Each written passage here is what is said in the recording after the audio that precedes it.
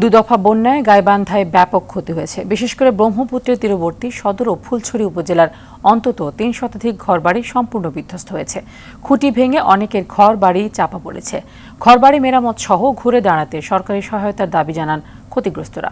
গাইবান্ধা থেকে ফেরদৌস জুয়েলের প্রতিবেদন, জানাচ্ছেন নাদিরা সুলতানা। চলতি বছর দ্বিতীয় দফায় ব্রহ্মপুত্রের পানি বিপদসীমা অতিক্রম করে। মাত্র ২ দিনের ব্যবধানে এই নদীর পানি বিপদসীমার ৮৯ সেন্টিমিটার উপর দিয়ে প্রবাহিত হয়। এতে গাইবান্ধার ২৯টি ইউনিয়ন বন্যায় প্লাবিত হয়। বিশেষ করে ব্রহ্মপুত্র নদের চরবেষ্টিত সদর ও ফুলছড়িতে ব্যাপক ক্ষতি হয়। এই দুই উপজেলায় ৩ শতাধিক ঘরবাড়ি বিধ্বস্ত হয়। কেউ কেউ ঘরবাড়ি ভেঙে উঁচু স্থানে নিয়ে গেলেও অধিকাংশ মানুষের ঘরের খুঁটি ভেঙে পড়ায় বালি চাপা পড়ে। ঘরহারা পরিবারগুলো খোলা আকাশের নিচে কিংবা অন্যের বাড়িতে আশ্রয় নিয়েছেন।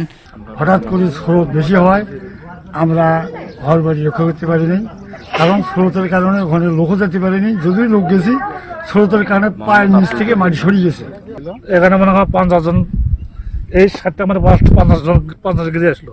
চার ছেলে একটা ঘর ছিল, সেই ঘরটা মুহূর্তের মধ্যে স্রোতের কারণে পড়ে গেছে। সরকার যদি সহযোগিতা করে তাহলে আমরা হয়তো কিছু পাবো, এত সহযোগিতা করার কিছুই নেই।